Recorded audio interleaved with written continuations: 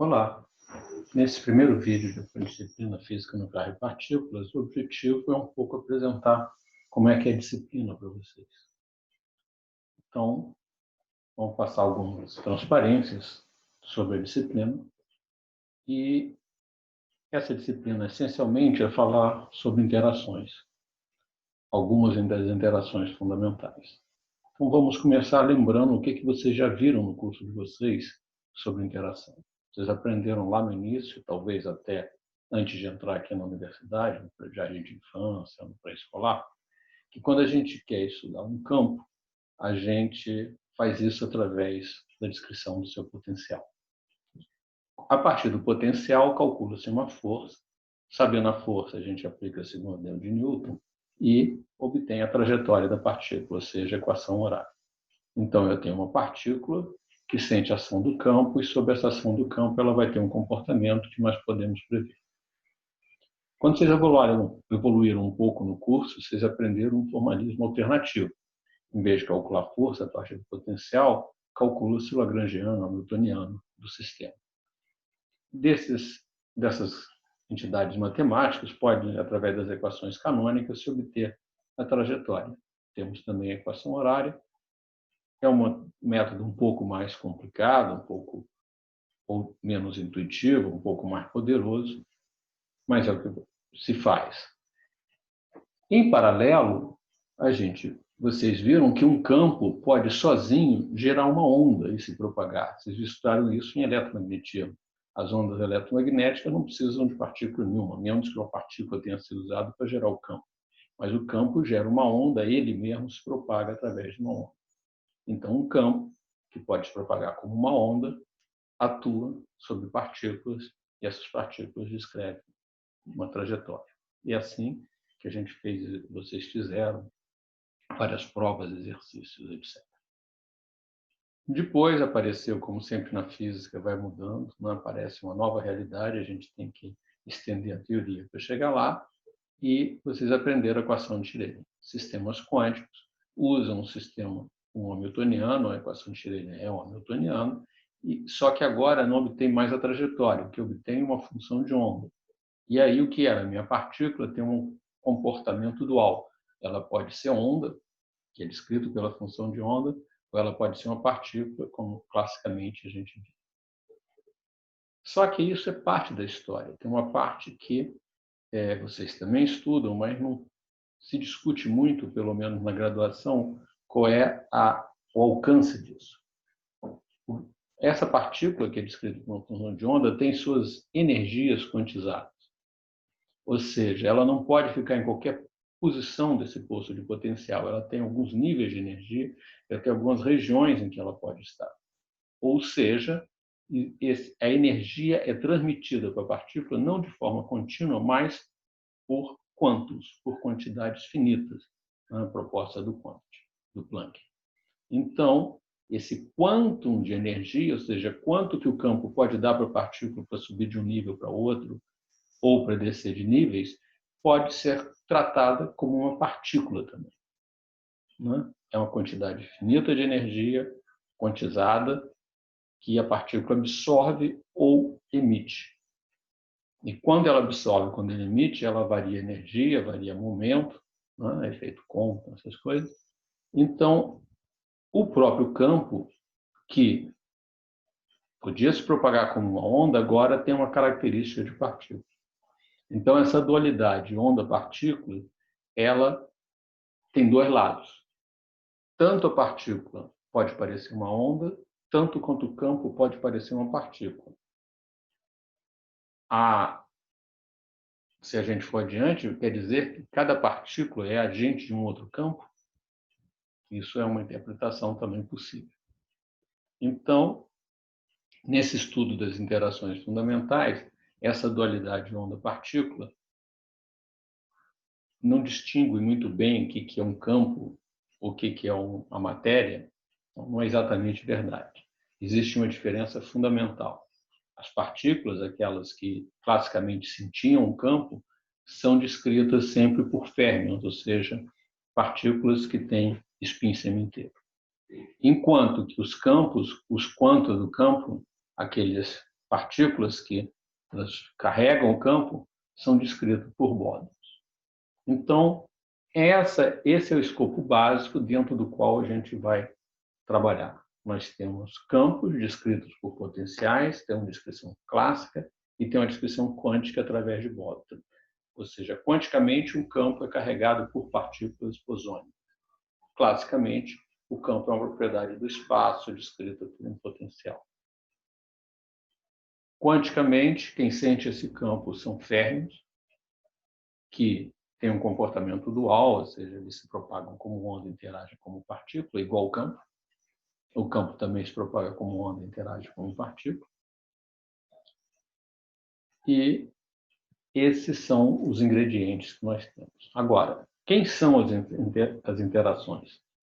Então, vamos primeiro ver aqui as interações numa escala espacial. Eu botei aqui um eixo que vai das maiores distâncias até as menores distâncias que nós conhecemos. A maior é o tamanho do universo, imaginando a idade do universo, a propagação à velocidade da luz. A menor é o comprimento de Planck, ou o comprimento de onda de Planck, que o comprimento de Planck fica em português é muito esquisito. E quanto menor o comprimento, menor o comprimento de onda de uma partícula, maior a sua energia. Então, se eu vou tendo um comprimento de onda muito pequeno, eles têm energia muito grande. Imagina que a partícula chega a um comprimento de onda tão pequeno que a sua energia é suficiente para criar um buraco negro. Então, isso aí é a definição do comprimento de onda de Planck, e ele seria difícil passar daí para a física, passar por comprimentos menores. Então, esse seria, no momento atual, toda a nossa faixa de energia. Está indicada aqui no tom mais vermelho qual é a faixa de energia na qual realmente existe observações diretas. As maiores distâncias são os objetos extragalácticos que nós observamos, e o menor comprimento aqui são aqueles comprimentos de ondas, aqueles tamanhos que são observáveis em aceleradores de partículas. Para as grandes distâncias, nós temos os corpos celestes, é uma região em que a gravitação domina, em que tudo que acontece lá depende da gravitação. Por essa razão, está fora dessa disciplina. Quando nós estamos chegando perto do nosso tamanho, o eletromagnetismo começa a dominar, por causa do eletromagnetismo, que tem força de atrito, que tem força normal.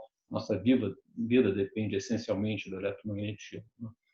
As moléculas, tudo isso existe por causa do eletromagnetismo.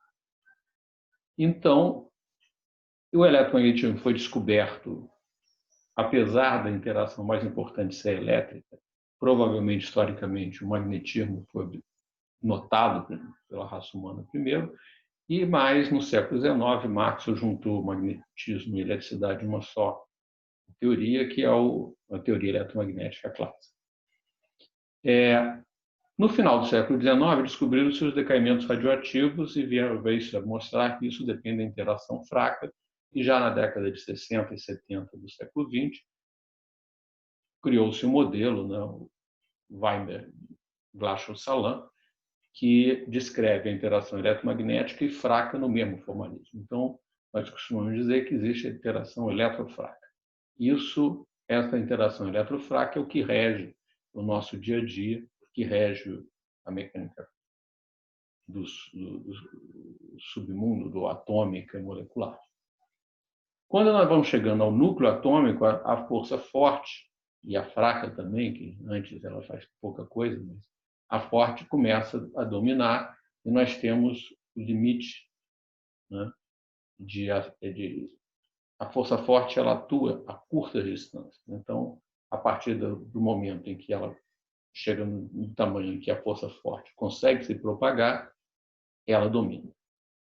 Mais tarde, como nós vamos ver, apareceu também que ela se descobriu sua interação de Higgs, ela foi proposta na década de 60, mas foi comprovada só em 2012, e essas são as interações que nós conhecemos. Talvez existam outras interações, tem várias teorias que sugerem outras interações, mas nós não sabemos ainda o que são essas interações.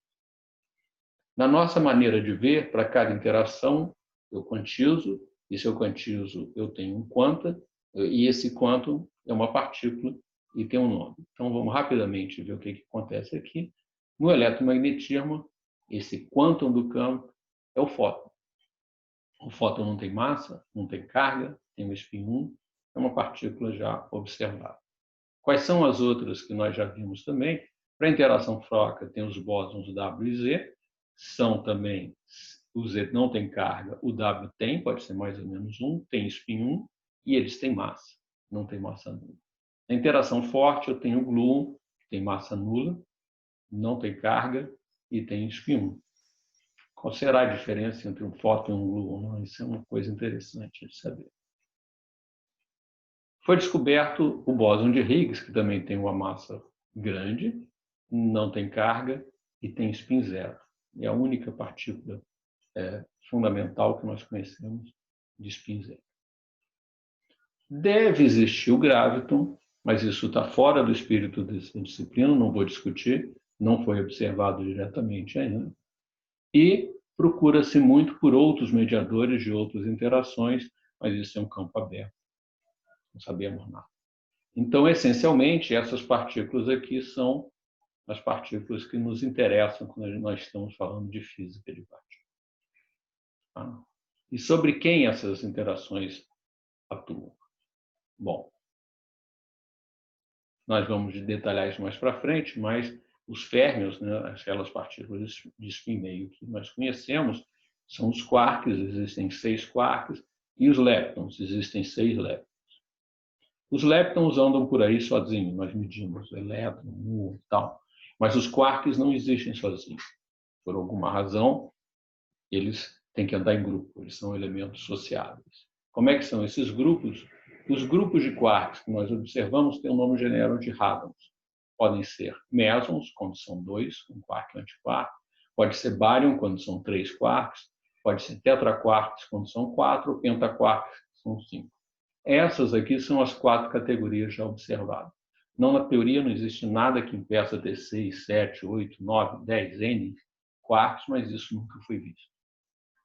Os mesons, alguns têm nome particulares, pion, cáons. Os bárions também, o próton, o nêutron, o lambda e vários outros. Mas mais para frente a gente detalha isso. Na natureza a gente vê essas partículas muito poucas. Desses hadrons, só um hadron é estável, é o próton. Todos os outros são partículas instáveis. Então a natureza está um pouco estranha para nós. Os quarks não andam sozinhos, nós não observamos. Eles se juntam formando hadrons. Os hadrons, tirando o próton, são instáveis. Eles se formam e decaem. Quem que a gente vê? Bom, prótons e nêutrons conseguem se combinar formando nuclídeos, que são os núcleos dos átomos que nós conhecemos. Uma coisa estranha é que o nêutron, não sendo estável, uma partícula estável, combinado com o próton no interior do nuclídeo, ele é estável de alguma forma, uma estabilidade dinâmica, mas ele tem essa estabilidade. O próton e o nêutron são formados desses quarks todos só por 2. Por que esses 4 quarks existem se nenhum elemento que a gente encontra na natureza os tem como constituintes? Também é uma questão interessante. Mas esses nuclídeos aqui, juntando com um único dos leptons, que é o elétron, formam todos os átomos e todas as moléculas que nós conhecemos e praticamente toda a matéria com que a gente encontra no dia a dia. Os nuclídeos, aqui é o campo da física nuclear, então a gente tem que olhar eles com um pouco mais de detalhe. Então aqui tem um gráfico em que nesse eixo eu mostro o número de prótons e nesse eixo eu mostro o número de nêutrons. Aqui são as partículas, nuclídeos que já foram observados. Os em preto são estáveis. Os outros coloridos, eles decaem, ou seja, eu formo e eles emitem alguma coisa, alguma radiação e vão acabar transformando-se num dos pretos. Se a gente imaginar que isso aqui é uma cadeia, um grande vale, né, onde os pretos é o ponto de menor energia, então isso aqui tem o nome de vale de estabilidade. Olhando aqui o iniciozinho dele, nós vemos que esses aqui são só os nuclídeos estáveis. Em volta tem todos aqueles que são criados e decaem de um certo tempo. Então, a física nuclear mais ou menos procura, mais ou menos não, mas em parte procura explicar por que existe esse vale de estabilidade, como acontece esses decaimentos aqui dentro. Então, olhando um pouco mais para a história aqui das interações, olhando uma escala de energia, aqui eu vou marcar a temperatura e aqui a energia. Energia por quê? Como é que a gente estuda o mundo subatômico, o mundo microscópico? Existe uma única forma de estudar o mundo microscópico, através do experimento de Rutherford. A gente pega uma partícula e joga essa partícula com uma certa energia. A energia da partícula vai dar o comprimento de onda. O comprimento de onda vai mostrar qual é a escala de tamanho que eu posso observar. Então, se eu tenho uma energia mais baixa, um comprimento maior, eu tenho uma certa escala de tamanho. Então, aqui é energia para estudar sólidos ou a química. A temperatura, esses corpos não podem estar uma temperatura muito alta, porque senão as ligações químicas se desfazem. Se nós olhamos corpos um pouco menores, nós conseguimos ver moléculas e até os átomos. Aí a gente pode ter uma temperatura maior, que pode quebrar a ligação química e a gente continua vendo o nosso objeto de estudo, que são átomos e moléculas. Com um pouco mais de energia, a gente vai chegar no núcleo atômico. A gente vai quebrar aquelas moléculas, átomos, mas nós temos os nucleídos lá. E aí nós podemos fazer física nuclear. Continuando, olhando mais para dentro, para corpos menores e maior energia, a gente tem o que se chama uma matéria hadrônica. A matéria nuclear seriam gotas de matéria hadrônica, né? O núcleo são poucos nucleões. Imagina que eu tenho uma grande, que nem uma estrela de nêutron, uma grande volume, onde todos os hadrons estão lá misturados. Seria uma matéria hadrônica. E a física de partículas está aqui embaixo, que a física de partículas, apesar de exigir partículas de prova, pontas de prova de alta energia para ver coisas muito pequenas, eu quero ver sua partícula, não me interessa essa alta temperatura. Então, em geral, eu quero estudar o próton, o quark, o elétron, o muon. Então, eu quero essas partículas paradas para estudar. Então, em geral, na física de partícula, a temperatura é alguma coisa que não interessa. Como é que a gente vê isso da forma que nós discutimos antes? Quando a gente está trabalhando com sólidos, química, átomos, moléculas, a gente trata o campo eletromagnético clássico, é o suficiente. Em geral, nós temos tanto a troca de número grande de quanto, então isso parece que é uma troca contínua, não há um grande problema para tratar isso classicamente. Quando nós estamos falando com partículas, não. As interações é sempre através de bóson. Então, não faz sentido um tratamento clássico. E a física nuclear está na transição. A física nuclear, eu posso usar algum tratamento de campo clássico, eu não preciso usar bóson, mas os efeitos dessas interações, a forte e a fraca, já aparecem grandes. Já são importantes, o que não é verdade quando eu faço física de sólido, matéria condensada, átomos, moléculas, coisas nessa escala de energia. Então, concluindo um pouco essa introdução, quando nós falamos de física nuclear, nós estamos estudando a matéria nuclear. Matéria nuclear, não sei se existe em algum lugar, não sei na estrela de nêutron, mas gotas dessas matérias nucleares seriam os nuclídeos, ou seja, aqueles núcleos dos elementos conhecidos. O que a física nuclear tem como constituinte? São prótons e nêutrons, eventualmente. Esse é quase essencialmente. Eventualmente, eu tenho outras coisas. É claro que no interior do núcleo são criados pions, são criados kaons, são criados vários mesons. Pode aparecer deltas, que são excitações, mas tudo isso são eventuais, não são casos muito claros. Qual é a interação que importa para fazer esse estudo? São campos clássicos. Uma representação clássica, mais da interação forte, da interação fraca, da interação eletromagnética. E a física de partículas? Bem, a física de partículas tem uma pretensão de estudar os constituintes elementares da matéria. Então, no momento atual, são os quarks. No passado já foram prótons e antes já foram moléculas. À medida que tem alguma estrutura menor, é isso que a física de partículas quer estudar. E como essas constituintes elementares interagem entre si.